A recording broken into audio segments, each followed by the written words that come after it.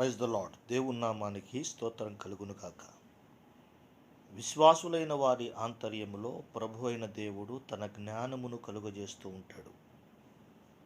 ఈ విషయం కీర్తనల గ్రంథం 51వ అధ్యాయం 6వ వచనం మనకు తెలియజేస్తూ ఉంది. ఈ ఆంతర్యము అనే మాటను English Bible the hidden part అని, ది సీక్రెట్ హార్ట్ అని అభివర్ణిస్తూ ఉంది. అంటే ప్రతి విశ్వాసిలో ఒక పరసంబంధమైన భాగము, రహస్యమైన భాగము ఉందని ప్రతి విశ్వాసి తప్పక తెలుసుకోవాలి. ఆ రహస్య భాగమే విశ్వాసి ఆంతర్యము.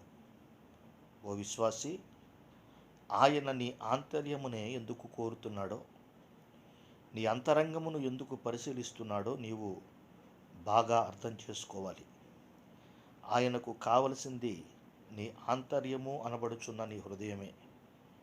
నీ హృదయము ఇమ్మని ఆయన నిన్ను అడుగుచూ ఉన్నాడు. అక్కడే ఆయన నీకు తన జ్ఞానమును అనుగ్రహిస్తాడు. ఆంతర్యము అనబడిన నీ రహస్య హృదయములోనే ఆయన తన జ్ఞానమును నీకు తెలియజేస్తాడు.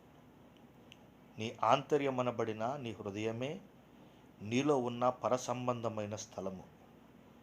ఆ స్థలములోనే ప్రభువైన దేవుడు నీతో మాట్లాడతాడు.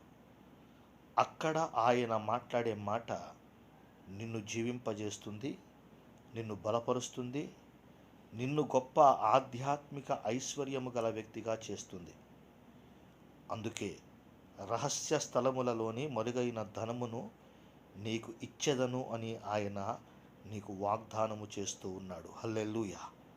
కాబట్టి ఓ విశ్వాసి, నిన్ను ఐశ్వర్య ప్రభావములు గలవానిగా చేసే ఆయన జ్ఞానమును హృదయపూర్వకముగా గైకును. పరసంబంధమైన ప్రతి ఆశీర్వాదమును అనుభవించు. అట్టి కృప ఆ దేవాది దేవుడు నీకు అనుగ్రహించునుగాక. Amen. God bless you all.